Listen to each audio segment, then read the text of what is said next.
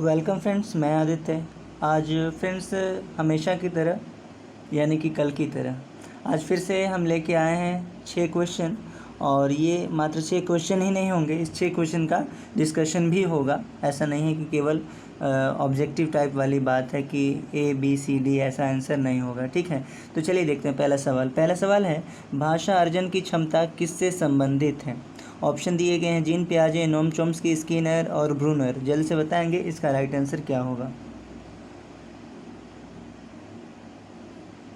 Okay, तो friends यहाँ पे जो हमारा राइट आंसर होगा नोम चॉम्स्की। ध्यान में रखेंगे, नोम चॉम्स्की ने भाषा संबंधी नियम दिए थे। नोम चॉम्स्की की यदि हम बात करें तो इन्होंने कहा, नोम चॉम्स्की, प्रत्येक बालक का जन्म से ही भाषा को अर्जित करने की एक क्षमता लेकर के पैदा होता है। प्रत्येक बालक, नोम चॉम्स्की का ऐसा मानना था कि प्रत्येक बालक जन्म से ही भाषा को अक्वायर करने की क्षमता लेकर के जन्म लेता है। और इन्होंने यह भी कहा कि बालक के मस्तिष्क में एक LAD नामक एक यंत्र होता है, यानी कि LAD का full form language acquisition device. ये उसके मस्तिष्क में कहीं ना कहीं होता है। और ये कहाँ होता है? तो इन्होंने कहा ये ऐसा मान के चला जाता है कि ये लेफ़्ट ब्रेन में पाया जाता है LAD। और इसी की वजह से बच्चा क्या करता है, भाषा को अक्वायर करता है या अर्जित करता है। और इन्होंने ही, नोम चॉम्स्की ने ही यूनिवर्सल ग्रामर यानी कि यूजी यानी कि यूनिवर्सल ग्रामर का सिद्धांत दिया था। इस बात को भी ध्यान में रखेंगे। तो चलिए आगे चलते हैं, देखते हैं अगला सवाल। अगला सवाल आपके सामने है। आपको बताना है भाषा के मनोवैज्ञानिक क्रम। जल्द से बताएंगे। ये सवाल बहुत ही इजी है। मुझे नहीं लगता कि आप सब में से कुछ लोग भी ऐसे होंगे जो इसका जवाब नहीं जानते होंगे। जल्द से आंसर कीजिए। ओके, तो फ्रेंड्स यहाँ पे जो हमारा इस क्वेश्चन का राइट आंसर होगा, भाषा के मनोवैज्ञानिक क्रम है सुबोपाली। ध्यान में रखना है आपको, सुबोपाली।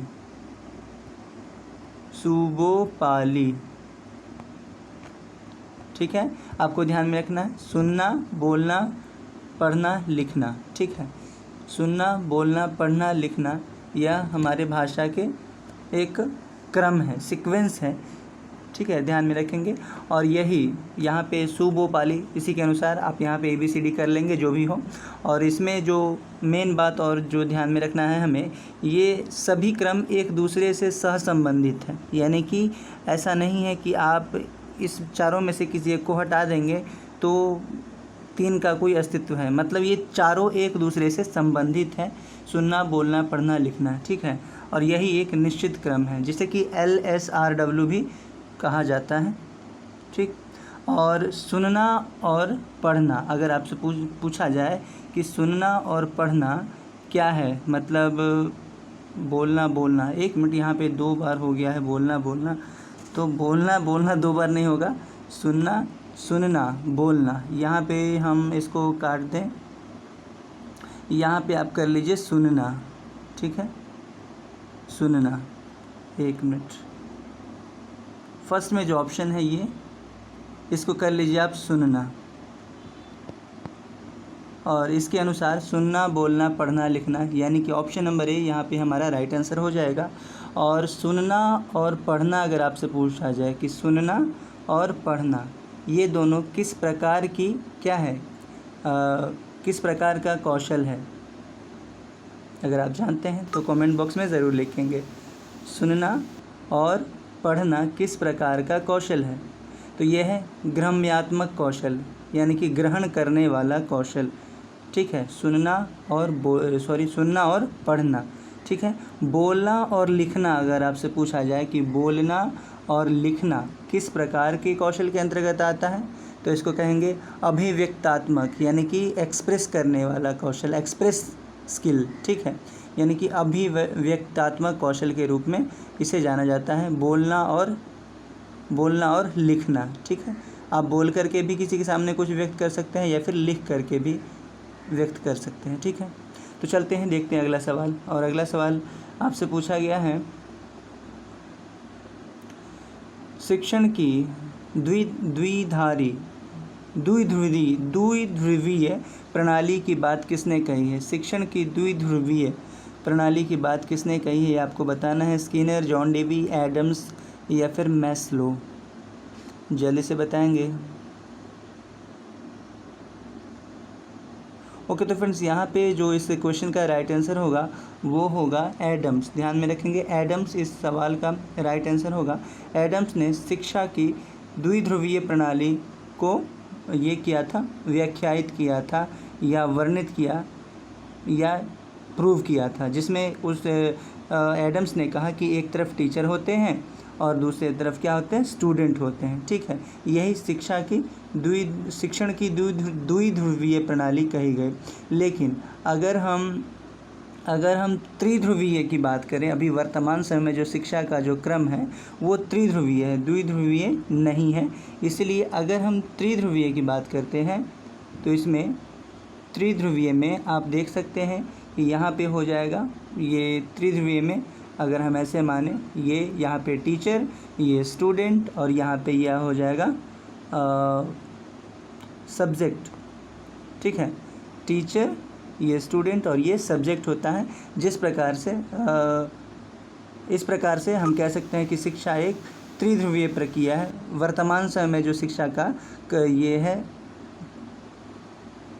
क्रम है, वो ये कह सकते हैं कि शिक्षण प्रक्रिया है वो त्रिध्रुवीय है, क्रम नहीं, शिक्षण की प्रक्रिया त्रिध्रुवीय है। ठीक है, और ये किसने दिया था अगर आप जानते हैं तो कमेंट बॉक्स में ज़रूर लिखेंगे। वैसे चलिए मैं आपको बता ही देता हूँ, जॉन ड्यूवी यहाँ पे ध्यान में रखना है। त्रिध्रुवीय प्रक्रिया की बात करें तो जॉन ड्यूवी, और द्विध्रुवीय शिक्षण की द्विध्रुवीय प्रक्रिया की बात की जाए तो एडम्स ध्यान में रखेंगे। चलते हैं अगले सवाल पे और देखते हैं अगला सवाल। अगला सवाल है, प्राथमिक स्तर पर बालक की भाषा सीखने में सर्वाधिक महत्वपूर्ण है क्या चीज़, जल्दी से बताएंगे। प्राथमिक स्तर पर बालक की भाषा सीखने में सर्वाधिक महत्वपूर्ण क्या है? कंप्यूटर, टेलीविज़न, बाल साहित्य या समाचार? ओके, तो फ्रेंड्स यहाँ पे जो हमारा राइट आंसर होगा वो होगा बाल साहित्य। ध्यान में रखेंगे, बाल साहित्य। ठीक है, यानी ऑप्शन नंबर सी यहाँ पे हमारा राइट आंसर है।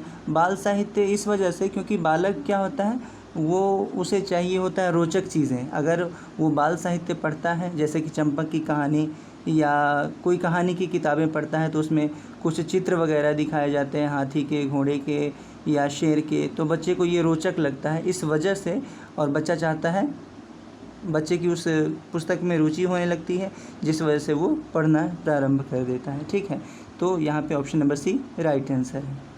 चलते हैं अगले सवाल पे और देखते हैं अगला सवाल। अगला सवाल है 3.5 समकोणों में डिग्रियों की संख्या बताना है।